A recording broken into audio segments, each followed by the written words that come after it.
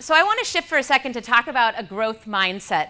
And this is what we're really trying to teach coaches and athletes to embody through positive coaching. I think you might have seen Carol Dweck a few years ago here. Many of you did. And her research is really interesting about a fixed versus a growth mindset to learning. And what she's trying to say is the very best athletes always have a growth mindset. And at the easiest, lowest denominator, it means that if I work hard, I can actually improve. Now, all of us have fixed and growth mindsets in different spheres of our lives. We may have a fixed mindset about chemistry. No matter how hard I work, I'm never going to get better at chemistry. But I might have a growth mindset about hockey. If I work really hard, I can improve. And what Dweck's research has shown is that the feedback an athlete gets from his coach, from his parents, from teachers, can actually shift the mindset, right? So you can take someone from being a fixed mindset on chemistry to becoming a growth mindset by the praise you give them, okay? Any brave people in here want to talk to me about how you would praise someone in a way that would reinforce a growth mindset? So what would you say to Rachel after a match to reinforce a growth mindset? I know I've got some PCA tutors in the room, so someone's going to be able to nail this for me. Reinforce a growth mindset.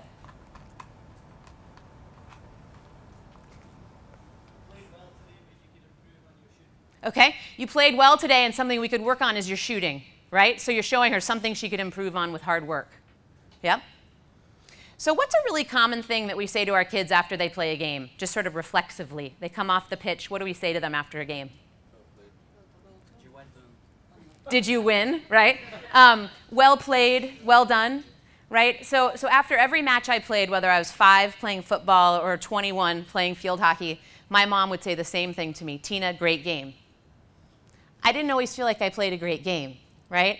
And another thing that we tend to do that reinforces the fixed mindset is, wow, you're a really talented soccer player, great game. Now that says you're born that way, right? Versus, I really see the hard work that you're putting in with your left foot, beautiful game, right? Keep working on it. I see something with the hard work that's paying off. So the growth mindset, really rewarding what people are working on, their hard work, not just that they're inherently talented. All right. So one translation that Positve Coaching Alliance and Positve Coaching Scotland have is we talk about the growth mindset as having a mastery approach. So not just being focused on the scoreboard. Someone up here said, did you win? But being focused on the elm, right? Are you always giving 100% of your effort? Are you always learning? And how are you responding to mistakes? If you're coaching a practice and there are 0 mistakes at your practice, what kind of practice is that? Not challenging, too easy, right? So I have a friend who coaches basketball, and whenever her kids enter the gym, she says, you're entering a mistake-making place. If you're not pushing each other hard enough and you're not pushing yourself hard enough to make mistakes, it's too easy, right? I want to see you going 100% pushing yourself. And the other thing about learning is I want to compare myself to myself. Am I better than I was 2 weeks ago, right? I'm not just comparing myself to the best rugby player, to the best swimmer. Comparing myself to myself, do I know where I'm trying to go in 2 weeks? And finally, if you're trying new things, you're trying to improve, and you're trying really hard, mistakes are inevitable, right? You think of little babies learning to walk. How many of you guys watch this, like your children or your brother or sister trying to learn to walk and they fall down because it's new to them? How many would ever dream of yelling at a little kid for falling down when they're learning to walk, right? But we do it with our athletes, right? So when they're trying to learn new things, supporting and really looking at mistakes, how do we bounce back from them quickly? All right, so how do we do this? I think I talked about praising effort, not just the outcome. One example here, so in a football match, right? You may have an athlete, your wing, who runs 70 yards down the field. She's in the right position. She goes 70 yards down the field, but your right wing has the ball, makes a beautiful cross, and your center forward finishes the play. Who is everyone cheering for in that scenario? Who gets all the cheers and the accolades? Okay, the assist and the goal scorer. But as the coach, right, or the parent, you can yell out, Rachel, great run on the flank, right? Because you may have drawn a defender out, and you want Rachel to make that run next time, right? So making sure that you're always rewarding the effort, not just the outcome. Embracing discomfort and challenge and modeling your own challenges. As coaches, as parents, we want to be transparent when we feel like things aren't going the way that they are, they're not going well, and that we ourselves make mistakes, right? And that we're going to bounce back from them and embrace challenge and discomfort. All right, if there's one thing you take away from my precious 20 minutes, This is what I want it to be, the mistake ritual, the mistake ritual. And I think Beth was saying that as people leave, everyone's going to get a copy of this book, Elevating Your Game. So on your way out at the table where you checked in, make sure to grab a copy of this book written by Jim Thompson. So about mistakes, when I was coaching high school field hockey, I had a really talented player who wanted to play at university. And so she was making a recruiting tape, all of her highlights. And her parents diligently filmed every game. And they invited me to their house to help pick the highlights. So I was sitting on their couch watching film of Michelle. And who did I find myself watching a lot in this video? Not Michelle, but who did I start watching a lot in the video? Myself. And I could see myself coaching on the sideline. And here I work full-time for Positve Coaching Alliance. And my players would make a bad pass or miss a tackle. And what did I see myself doing on video? Almost exactly right, Rachel. I was doing this. So I wasn't yelling, I wasn't throwing my clipboard, but I was doing this. Now, at the high school level, a player makes a mistake. Where's the first place he looks? At the coach. So here they've made a bad play, and then they peek at me and they see this, right? So I had to sort of take my own medicine and remember what I teach through Positve Coaching Alliance, and we talk about a mistake ritual. This is a way to bounce back from mistakes and focus forward, right? Sports psychologists talk so much, you can't change the past, focus forward. So I talk about flushing mistakes. Right? So when my players make a mistake, I can look all the way to the back. You can see me, right? Flush that mistake, 70 yards away. My athletes do it for each other, flush it. Some wear a wristband. They snap it after a mistake, their personal mistake ritual. Some let it go, right? So they're all different ones. Brush it off, no sweat. Pick which one you like, but it helps you focus forward. All right. And focusing athletes on what they can control.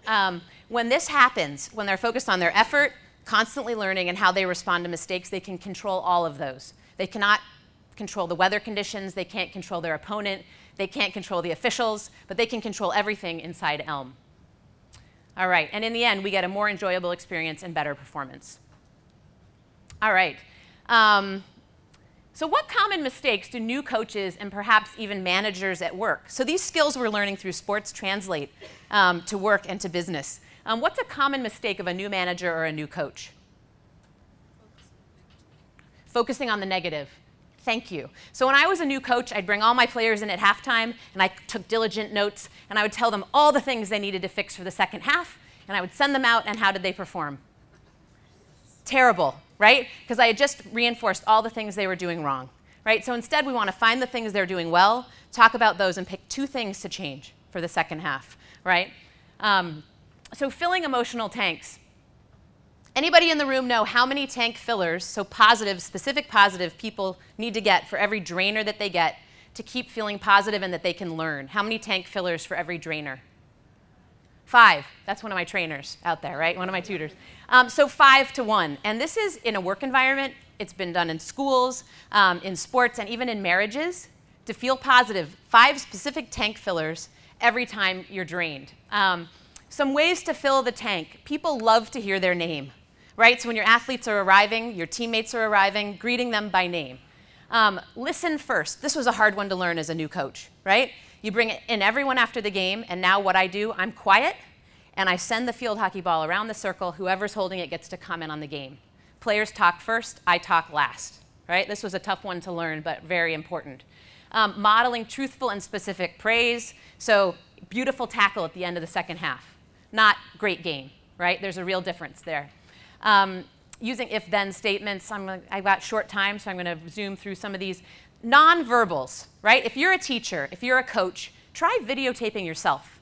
We spend all this time videotaping our players and breaking down the tape, but put the camera on yourself for a quarter and just see, what do you look like, right? What is your body language? You can fill or drain without saying anything, right? So what do you look like when you're coaching? All right, so our impact. Over our history since 1998, Positve Coaching Alliance we've impacted more than 4.5 million youth in the United States, 1 million in the last year. We should add the Scotland numbers on there for our impact. We've done a lot of external research where the leaders talk about PCA's effect, not just in the, on the pitch or in the water, but in the classroom, and that they can tell the athletes when they start practicing, they have an ELM approach in the classroom. 95% of coaches who go through our training want to recommend it to other coaches.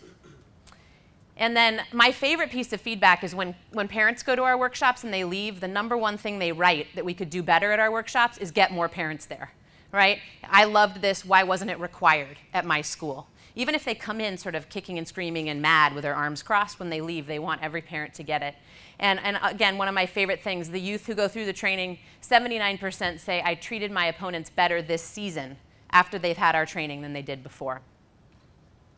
All right, and this is my father, my first youth sports coach, and I think he really put me on the path, and that there I am right down there. So that was back in 1980, and here I am today, and I really want to thank, again, Positve Coaching Scotland and Sports Scotland for having me, and I'm just so proud of the work that's happening here in Scotland, and look forward to learning from all of you later today. Thank you.